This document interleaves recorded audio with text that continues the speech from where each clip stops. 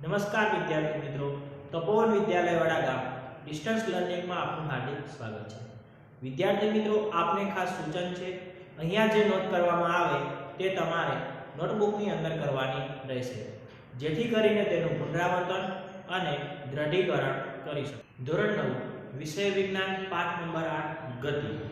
વિદ્યાર્થી મિત્રો, લાસ્ટ લેક્ચરની અંદર આપણે ગતિનો ખ્યાલ મેળવ્યો હતો, ગતિની વ્યાખ્યા જોઈ હતી। ત્યારબાદ ગતિ એ સાપેક્ષ ખ્યાલ છે એના વિશે અભ્યાસ કર્યો, સંદર્ભ બિંદુ વિશે પણ અભ્યાસ કર્યો। હવે આજે આપણે ગતિની અંદર અંતર અને સ્થાનાંતર વિશે અભ્યાસ કરવાનો છે, જેની અંદર અંતર કોને કહેવાય અને સ્થાનાંતર કોને કહેવાય। તો આપણે ઘણી વખત એવી વાતો કરતા હશું કે મેં આટલું અંતર કાપ્યું, આપણે અહીંયાથી કોઈ બીજા સ્થાને જઈએ તો આપણે કહીએ છીએ 5 કિલોમીટર અંતર કાપ્યું, બરાબર છે। તો એ અંતર છે, પથ લંબાઈ છે।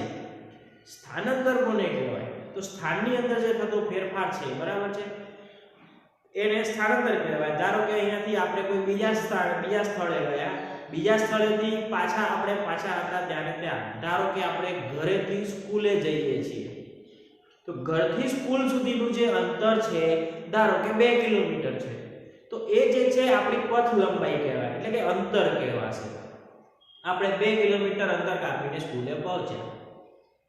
ત્યારબાદ જો આપણે ઘરેથી સ્કૂલે જઈએ, સ્કૂલેથી પાછા ઘરે આવીએ, એટલે કે આપણું પ્રારંભિક બિંદુ ઘર છે અને અંતિમ બિંદુ પણ કયું છે?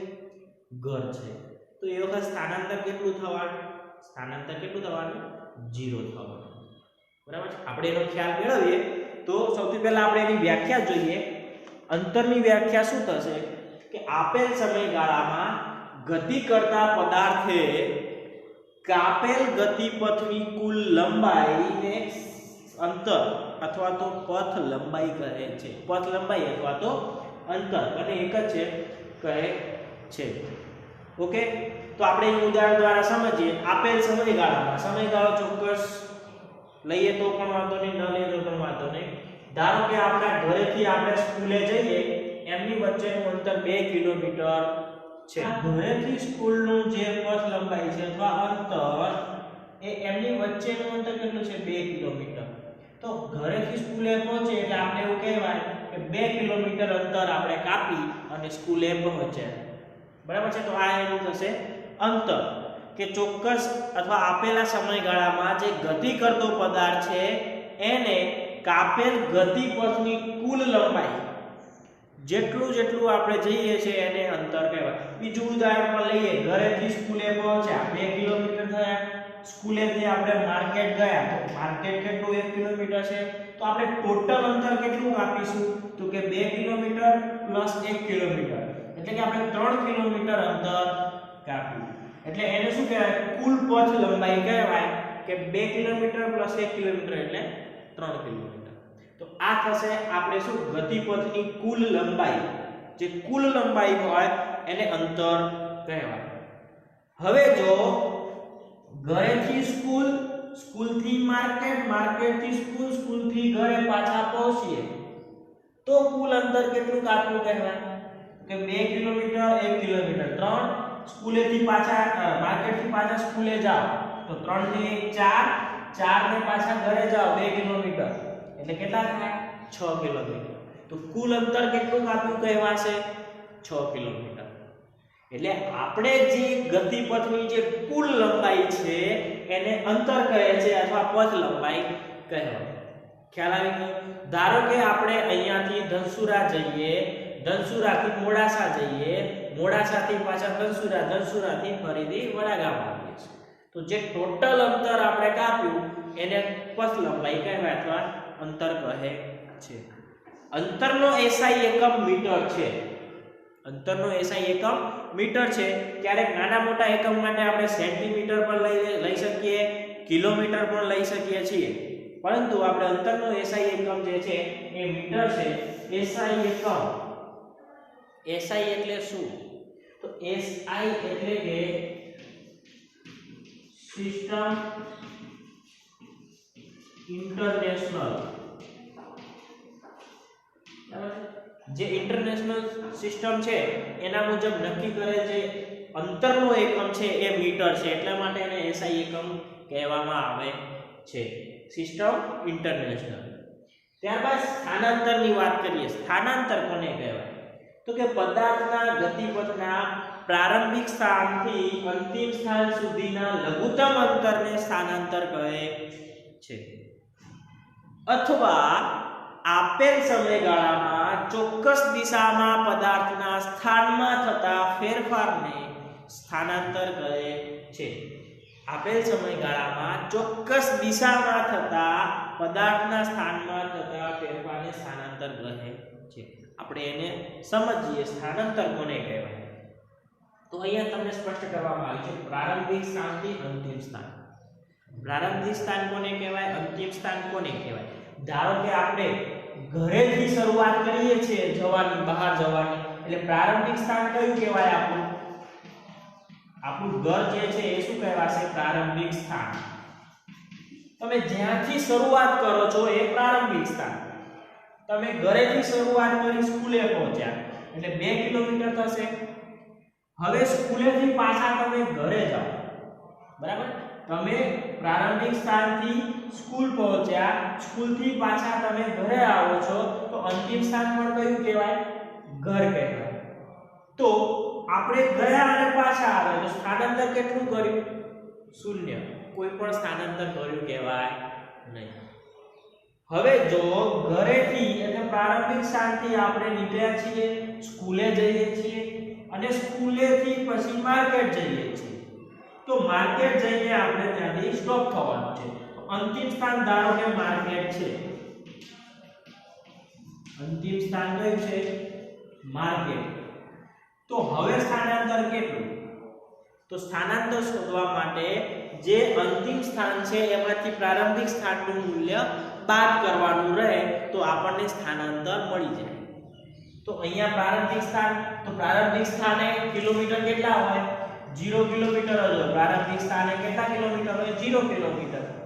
ત્યાંથી આપણે 2 કિલોમીટર ગયા, ત્યાંથી 1 કિલોમીટર ગયા, એટલે આપણે ટોટલ અંતર કેટલું કાઢ્યું? 3 કિલોમીટર. 3 કિલોમીટર અંતિમ સ્થાને આપણે જઈને સ્ટોપ થયા છીએ, તો 3 માંથી 0 બાદ કરો તો કેટલા મળે? 3. એનો મતલબ કે અહીંયા સ્થાનાંતર કેટલું કર્યું કહેવાય? 3 કિલોમીટર સ્થાનાંતર કહેવાશે. ઓકે. હવે એની જગ્યાએ જો આપણે સ્કૂલને અંતિમ સ્થાન લઈએ તો પ્રારંભિક સ્થાન ઘર છે, અંતિમ સ્થાન સ્કૂલ છે, તો સ્થાનાંતર કેટલું કહેવાય? 2 કિલોમીટર. ઓકે, ખ્યાલ આવી ગયો? અંતર અને સ્થાનાંતર. સ્થાનાંતરનો એસઆઈ એકમ પણ કયો છે? મીટર છે. અને આપણે એક યાદ રાખીશું કે સ્થાનાંતર અને અંતર બે કેવી રાશિ છે? તો અંતર જે છે એ અદિશ રાશિ છે અને સ્થાનાંતર છે એ સદિશ રાશિ છે. સદિશ રાશિ અને અદિશ રાશિ એટલે શું? તો કે જેનું મૂલ્ય દર્શાવવા માટે દિશાની જરૂર પડે એને સદિશ રાશિ કહે છે, અને સ્થાનાંતર માટે આપણને દિશાની જરૂર પડે છે, બરાબર? ચોક્કસ દિશામાં પદાર્થના સ્થાનમાં થતા ફેરફારને સ્થાનાંતર કહે છે. સ્થાનાંતર એ સદિશ રાશિ છે. અંતર દર્શાવવા માટે આપણે દિશાની કોઈ જરૂર નથી, એટલે અંતર જે છે એ અદિશ રાશિ કહેવાય. ઓકે, આ પણ આપણે યાદ રાખીશું, MCQs ની અંદર પૂછાઈ શકે. હવે સ્થાનાંતરનું મૂલ્ય શોધવા માટેનું સૂત્ર મેળવો અને સ્થાનાંતરની દિશા કઈ લેવામાં આવે છે તે જણાવો. તો આપણે અહીંયા એને સમજીએ. ધારો કે અહીંયા O બિંદુથી એટલે કે પ્રારંભિક સ્થાનથી આપણે શરૂઆત કરીએ તો કોઈ પણ પદાર્થ જે છે એ t1 સમયે એટલે કે ટાઈમ એટલે t1 સમયે x1 સ્થાન ઉપર હોય, t2 સમયે x2 સ્થાન ઉપર હોય, જે આપણે અહીંયા કિરણ દ્વારા એક દર્શાવેલું છે. તો નિશ્ચિત સંદર્ભ બિંદુ O ની સાપેક્ષે એટલે કે આપણે અહીંયા ઘરેથી શરૂઆત કરીએ તો આપણું ઘર જે છે એ શું કહેવાય? સંદર્ભ બિંદુ કહેવાય. ઘરેથી આપણે નીકળ્યા, કોઈ ચોક્કસ નિયત બિંદુ તો દર્શાવવું જ પડે, તો એને શું કહેવાય? સંદર્ભ બિંદુ કહેવાય. તો આપણે અહીંયા સંદર્ભ બિંદુ O ની સાપેક્ષે આપણે શું કરીએ છીએ? પદાર્થ જે છે એ ગતિ કરે છે અને એ ધારો કે t1 સમયે x1 સ્થાન ઉપર અને t2 સમયે x2 સ્થાન ઉપર છે, તો t2 t1 સમયગાળામાં પદાર્થનું સ્થાનાંતરને s વડે દર્શાવવામાં આવે છે. તો કેટલું થાય? તો પદાર્થનું સ્થાનાંતર છે એ અંતિમ સ્થાન માઈનસ પ્રારંભિક સ્થાન જેટલું થાય. એટલે કે અંતિમ સ્થાન x2 પ્રારંભિક સ્થાન x1 બરાબર છે. તો આપણને એ સૂત્ર મળશે અને આ સૂત્ર મુજબ આપણે સ્થાનાંતરનું મૂલ્ય શોધી શકીએ છીએ. સ્થાનાંતર માટે આપણે સૂત્ર યાદ રાખીશું, અંતિમ સ્થાન માઈનસ પ્રારંભિક સ્થાન. સ્થાનાંતરની જે દિશા છે એ પ્રારંભિક થી અંતિમ સ્થાન તરફની હોય છે. ઓકે, એ ખાસ યાદ રાખીશું. સ્થાનાંતરની દિશા છે એ કઈ હોય? તો કે પ્રારંભિક સ્થાનથી અંતિમ સ્થાન તરફની હોય છે. હવે આપણે સ્થાનાંતર અને અંતર વચ્ચેનો ભેદ બરાબર છે કઈ રીતે શોધી શકાય એ આપણે અહીંયા એક ઉદાહરણ દ્વારા આપણે એનું સ્પષ્ટીકરણ કરવાનું છે, જે આપણે હવે કરીએ. તો ગતિની અંદર સાદો પ્રકાર એટલે કયો? ગતિની અંદર આપણે પ્રકાર જોયા હતા, એની અંદર સૌથી સાદો પ્રકાર કયો હતો? સુરેખ ગતિ. બરાબર છે, એ ચોક્કસ દિશાની અંદર ગતિ થાય. અને આપણે અહીંયા જે ઉદાહરણ લીધું છે એ સુરેખ ગતિનું છે, એક જ દિશાની અંદર. બરાબર છે. હવે આપણે અહીંયા પદાર્થની જે શરૂઆત છે ગતિની એ O બિંદુથી કરીએ. બરાબર છે. તો પદાર્થ તેની ગતિની શરૂઆત ધારો કે અહીંયા O બિંદુથી કરે છે. નીચે જે દર્શાવેલા અંકો છે એ કિલોમીટરમાં છે. 0 કિલોમીટર, 5, 10, 15, 20, 25, 30, 40, 50, 60 કિલોમીટર સુધી છે. અને ઉપર જે દર્શાવેલા છે A, B, C અને O એ એના સ્થાન છે. 0 કિલોમીટરનું સ્થાન O, 25 કિલોમીટરનું C, 35 કિલોમીટરનું B, 60 કિલોમીટરનું સ્થાન આપેલું છે A. હવે આપણે જે છે એ ગતિની શરૂઆત જે છે O બિંદુથી કરે છે એવું લખીએ આપણે કે પદાર્થ તેની ગતિની શરૂઆત બિંદુ O થી કરે છે. એટલે કે બિંદુ O છે એ શું થશે? બિંદુ O સંદર્ભ બિંદુ છે. ઓકે, હવે આપણે શું કરીશું? જે પદાર્થ જે છે એની અંદર C, B અને A છે એ એના જુદા જુદા સમયે જુદા જુદા સ્થાન દર્શાવે છે. તો સૌપ્રથમ આપણે લઈએ કે પદાર્થ O થી A પર જાય અને A થી C ઉપર ગતિ કરે છે. બરાબર છે. આપણે લઈએ કે પદાર્થ જે છે O થી A તરફ ગતિ કરે છે. O થી A તરફ ગતિ કરે છે તો એને ટોટલ કેટલા કિલોમીટર કાપ્યા હશે? O થી A એટલે O થી A નું અંતર કેટલું? 60 કિલોમીટર. બરાબર છે. તો એનો મતલબ કે 60 કિલોમીટર અંતર કાપે છે. O થી A તરફ ગતિ કરે છે. તો હવે પછી ફરીથી A થી ક્યાં ગતિ કરે છે? તો આપણે લઈએ A થી C તરફ ગતિ કરે છે. આપણે અહીંયા ધારી લેવાનું છે કે પદાર્થ O થી A તરફ ગતિ કરે છે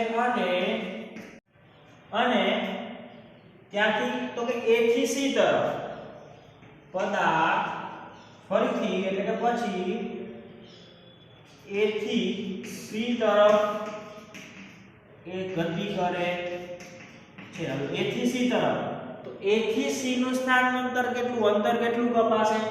A થી C સુધીનું તો કે 10, 20, 30 ને 5 35 કિલોમીટર. 35 કિલોમીટર અંતર એક આપે છે. બરાબર. પદાર્થ ક્યાંથી? O થી A તરફ અને A થી C તરફ ગતિ કરે છે. તો 35 કિલોમીટર એક આપે છે. તો કુલ અંતર કેટલું થયું? પદાર્થે કાપેલ કુલ અંતર કેટલું કાપ્યું? તો કે O થી A તરફ એટલે OA પ્લસ A થી C તરફ એટલે A થી C તરફની ગતિ કરી તો કુલ અંતર કેટલું થશે?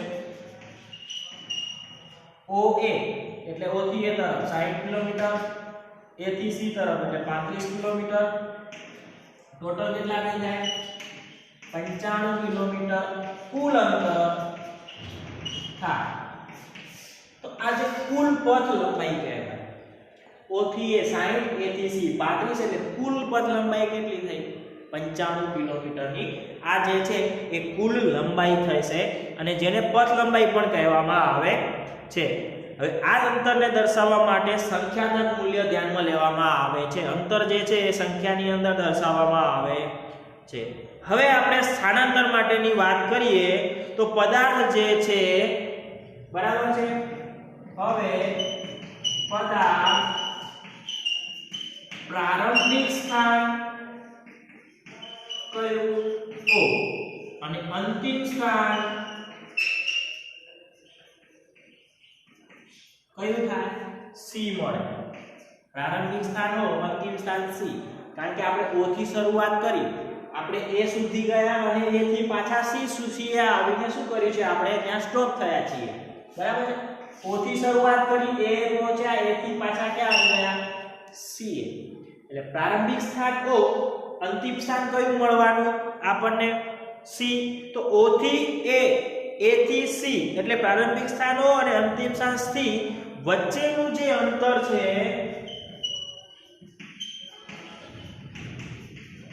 અંતરને સ્થાનાંતર કહે છે. બરાબર છે. એમની વચ્ચેનું જે અંતર છે એને શું કહે છે એનું સ્થાનાંતર કહે છે. સ્થાનાંતરનું મૂલ્ય કહે છે. અથવા આપણે સૂત્ર મુજબ પણ શોધી શકીએ કે સ્થાનાંતર S બરાબર પ્રારંભિક સ્થાન, ચલો પ્રાસ્થાન એટલે પ્રારંભિક સ્થાન, ઓકે. અરે સોરી, અંતિમ સ્થાન પહેલું આવશે. પહેલું આપણે લઈએ અંતિમ સ્થાન માઈનસ પ્રારંભિક સ્થાન. તો આપણને અંતિમ સ્થાન કયું છે C. તો C નું સ્થાન ક્યાં આવેલું છે 25 કિલોમીટર. તો 25 માઈનસ પ્રારંભિક સ્થાન ક્યાં આવેલું છે 0 કિલોમીટર. તો 0 25 માઈનસ 0 એટલે કેટલા થાય 25. તો સ્થાનાંતરનું મૂલ્ય આપણને કેટલું મળ્યું અહીંયા 25 કિલોમીટર. તો સ્થાનાંતર કેટલું કર્યું કહેવાય અહીંયા 25 કિલોમીટર. એટલે આપણે અહીંયા એવું લખી શકીએ કે આપેલ સમયગાળામાં પદાર્થે કાપેલ અંતર, આપણે લખીએ કે આપેલ સમયગાળામાં પદાર્થે કાપેલ કુલ અંતર કેટલું કાપશે તો કે 95 કિલોમીટર અને સ્થાનાંતર કેટલું થાય 25 કિલોમીટર છે. હવે આના ઉપર તમને ખ્યાલ આવી જશે. બરાબર. ફરી એક વખત હું તમને સમજાવી દઉં છું. ધારો કે આપણે પદાર્થ જે છે એ O બિંદુથી શરૂઆત કરે છે 0 કિલોમીટર થી, A સ્થાન ઉપર જાય છે, A સ્થાનથી A C સ્થાન ઉપર આવે છે. તો અહીંયાથી આપણે O થી A ગયા એટલે 60 કિલોમીટર કાપ્યા, 60 થી C સુધી ગયા એટલે બીજા 35 કિલોમીટર કાપ્યા. તો ટોટલ અંતર કેટલું કાપ્યું 60 + 35 એટલે 95 કિલોમીટર. એને અંતર કહેવામાં આવે, કુલ અંતર પથ લંબાઈ. જ્યારે સ્થાનાંતરની વાત કરવામાં આવે તો તમે પ્રારંભિક સ્થાનથી શરૂઆત કરો છો, કોઈ પણ જગ્યાએ જાઓ, પણ તમારું અંતિમ સ્થાન કયું છે એની ઉપર આધાર રહેલો છે. તો પ્રારંભિક સ્થાનથી તમે શરૂઆત કરી, A સ્થાન ઉપર ગયા અને છેલ્લે તમે કયા સ્થાન ઉપર આવ્યા C સ્થાન પર આવ્યા. તો C સ્થાન જે છે એ અંતિમ સ્થાન છે. તો અંતિમ સ્થાનમાંથી પ્રારંભિક સ્થાનનું મૂલ્ય બાદ કરવામાં આવે તો 25 માંથી 0 બાદ કરો એટલે સ્થાનાંતર તમે કેટલું કર્યું કહેવાય 25 કિલોમીટર કર્યું કહેવાય. ઓકે. અંતર અને સ્થાનાંતરની વાત થઈ, એનો ખ્યાલ આપણને આવી ગયો હશે. તો અંતર અને સ્થાનાંતર વચ્ચે આપણને કેટલાક પ્રશ્નો ઉદ્ભવે, જેમાંથી આપણે કેટલાકની અહીંયા રજૂઆત કરીએ. તો આપણને પ્રશ્ન થાય કે કોઈ પદાર્થ દ્વારા કંઈક અંતર કપાયેલ છે, તો શું તેનું સ્થાનાંતર શૂન્ય હોઈ શકે? જો હા તો ઉદાહરણ આપી સમજાવો. બરાબર છે. આપણે થોડી વાર પહેલા જ વાત કરી હતી કે સ્થાનાંતર જે છે એ શૂન્ય થઈ શકે. કેવી રીતે? ધારો કે તમે તમારા ઘરેથી સ્કૂલે જાઓ છો, 2 કિલોમીટર અંતર છે, પાછા ઘરે જાઓ છો તો બીજા 2 કિલોમીટર, ટોટલ અંતર કેટલું કાપ્યું? 4 કિલોમીટર. પણ સ્થાનાંતર કેટલું તમારું? 0, કારણ કે તમે ઘરેથી નીકળ્યા હતા, સ્કૂલે ગયા, સ્કૂલેથી પાછા ઘરે આવી ગયા, તો સ્થાન તો તમારું એનું એ જ રહ્યું. તો પ્રારંભિક સ્થાન પણ ઘર છે, અંતિમ સ્થાન પણ ઘર છે, માટે એનું સ્થાનાંતર કેટલું થઈ શકે? 0. એટલે આપણે લખી શકીએ કે કોઈ પદાર્થ દ્વારા કંઈક અંતર કાપવામાં આવેલું છે તો શું તેનું સ્થાનાંતર 0 હોઈ શકે? હા, સ્થાનાંતર 0 હોઈ શકે.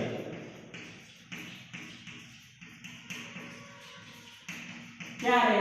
તો કે જ્યારે પદાર્થનું પ્રારંભિક સ્થાન અને અંતિમ સ્થાન એક જ હોય ત્યારે. આપણે ઉદાહરણ લેવું જોઈએ, લઈ લઈએ. ચલો, અહીંયા આપણે એક ઘર આપેલું છે. હવે આ ઘરથી આપણે અહીંયા સ્કૂલ પહોંચીએ છીએ, બરાબર છે? તો એમની વચ્ચેનું સ્થાન અંતર જે છે એ 2 કિલોમીટર છે. એટલે આ જે છે એ પ્રારંભિક સ્થાન છે. પ્રારંભિક સ્થાનથી તમે જશો તો અહીંયા તમે સ્કૂલે પહોંચો એટલે 2 કિલોમીટર થશે. 2 કિલોમીટરથી પાછા તમે ઘરે જશો એટલે ફરીથી બીજા 2 કિલોમીટર થશે. તો 2 + 2 એટલે ટોટલ કેટલું થશે? 4 કિલોમીટર અંતર. આ ટોટલ થયું. પ્રારંભિક સ્થાનથી સ્કૂલ, સ્કૂલથી પાછા ઘરે એટલે અંતિમ સ્થાન પણ કયું થયું? તમારું ઘર. તો સ્થાનાંતર કેટલું કહેવાય? 0. બરાબર છે? તો આ થયું ઉદાહરણ. એટલે આપણે અહીં લખીએ એનું ઉદાહરણ શું થાય? તો કે કોઈ પણ વિદ્યાર્થી છે એ પોતાના ઘરેથી ચાલીને સ્કૂલે જાય અને ત્યાંથી પાછો ફરી પોતાના ઘરે ફરે. લખીએ કે એક વિદ્યાર્થી ચાલીને સ્કૂલ તરફ જાય અને સ્કૂલથી ફરી ઘર તરફ જાય છે. આ એનું ઉદાહરણ. બરાબર છે? પોતાના ઘર તરફ જાય છે એટલે ઘર પોતાના ઘરે આવે છે. ઓકે, તો આ થઈ ગઈ પ્રથમ પ્રશ્નનું સોલ્યુશન. ત્યારબાદ અહીંયા બીજો પ્રશ્ન છે કે સ્થાનાંતર માટે નીચેના પૈકી કયું સાચું છે? શું તે શૂન્ય હોઈ શકે નહીં? સ્થાનાંતર છે એ શૂન્ય હોઈ શકે નહીં, સાચું કે ખોટું? તો હમણાં જ આપણે જોયું સ્થાનાંતર શૂન્ય હોઈ શકે. તો એનો પહેલાનો જે જવાબ છે એ શું થશે? ખોટું. કારણ કે સ્થાનાંતર જે છે એ શૂન્ય હોઈ શકે.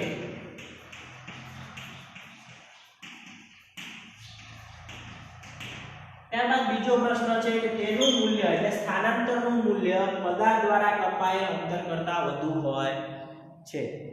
તમે જે અંતર કાપો છો એ સ્થાનાંતરનું મૂલ્ય જે છે એના કરતાં વધારે હોય? ટોટલ અંતર કાપો છો એના કરતાં સ્થાનાંતરનું મૂલ્ય વધારે હોય કે ના હોય? તો એ પણ ના હોય. સ્થાનાંતરનું મૂલ્ય છે એ પદાર્થ દ્વારા કપાયેલ અંતર દ્વારા એનાથી ઓછું હોય અથવા તો પદાર્થ દ્વારા જે અંતર કપાયું છે એના જેટલું હોય, પણ એનાથી વધારે હોય નહીં. આપણે એક ઉદાહરણ દ્વારા સમજીએ. ધારો કે 0 કિલોમીટર, 5, 10, 15. ઓકે, અહીંયા O, અહીંયા A નામ આપીએ. તમે O થી શરૂઆત કરો છો, A સુધી જાઓ છો અને ત્યાં જ તમારે સ્ટોપ થવાનું છે. તો ટોટલ અંતર કેટલું કાપ્યું? 15 કિલોમીટર. તો 15 કિલોમીટર અંતર કાપ્યું તો આ થશે પ્રારંભિક સ્થાન, આ થશે અંતિમ સ્થાન. તો સ્થાનાંતર કેટલું? 15 - 0 એટલે 15. અંતર પણ 15 અને સ્થાનાંતર પણ 15. હવે જો તમે O થી A આવો છો અને O થી તમે અહીંયા B સુધી પાછા આવો છો તો એનો મતલબ કે તમે ટોટલ અંતર કેટલું કાપ્યું? તો કે 15, 15 ને 10. અંતર કેટલું કાપશો? Total 25 kilometre. એનું સ્થાનાંતર કેટલું થવાનું? તો કે અહીંયા B આઈ સ્ટોપ થઈ ગયા છે. તો 5 - 0 એટલે 5 કિલોમીટર, તો એ 25 કરતા કેવા છે? ઓછા છે. એટલે કે સ્થાનાંતરનું મૂલ્ય જે છે એ અંતર કરતા ઓછું હોય અથવા અંતર જેટલું હોય, અંતરથી વધારે હોય નહીં. આ પણ આપણે યાદ રાખીશું. તો હવે આપણે એને અહીંયા લખીએ કે આપેલ જે વાક્ય છે એ વાક્ય કેવું છે? ખોટું. સ્થાનાંતરનું મૂલ્ય છે એ પદાર્થ દ્વારા કપાયેલ અંતર જેટલું હોય અથવા તેનાથી ઓછું હોય છે. ઓકે, અંતર અને સ્થાનાંતરનો ખ્યાલ હવે સ્પષ્ટ તમને થઈ ગયો હશે.